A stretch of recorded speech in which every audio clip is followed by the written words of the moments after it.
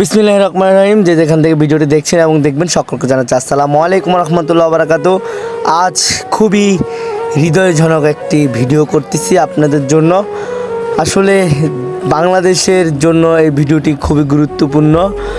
দেখুন, আপনাদের কি মনে আছে সেই ছোট্ট মণি মাগুরার আসিয়ার কথা? আহা, দেখুন আমরা বাঙালি কেমন। মাগুরার ছোট্ট বোন আসিয়া যখন ধর্ষণ হয়েছেন, কত হাজার হাজার মানুষ রাস্তায় নেমেছেন, কত হাজার হাজার মানুষ আন্দোলন করেছেন বিচারের দাবিতে। কি হলো? কোনো বিচার হলো? কোনো বিচার হয় নাই।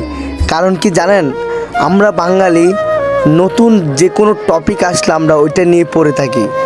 এই যে দেখুন, মাগুরার আসিয়া যে ধর্ষণ করেছেন, ধর্ষণকারী নিজের মুখে স্বীকারোক্তি দিয়েছেন আইনের কাছে, তারপরও বিচার হয় নাই।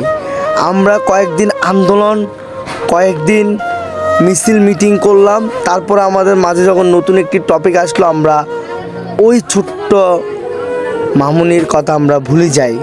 তো আমরা জনগণের ভুলে যাওয়ার কারণেই কিন্তু সেই বিচার কার্যক্রম হয় না। আমরা যতক্ষণ আন্দোলন করেছি অতক্ষণ আমাদেরকে সান্ত্বনা দিয়েছে। সেম বর্তমানে সোশ্যাল মিডিয়ার মধ্যে খুবই আলোচিত একটি ঘটনা, ছোট্ট মামুনি লামিসার কথা বলতে গেলে খুবই চোখের পানি চলে আসে। সেই লামিসাকে ধর্ষণ করে গলাটা মাথা থেকে আলাদা করে ফেলেছে। আমরা দেখুন আমাদের এই সমাজ কোথায় নিয়ে গিয়েছে।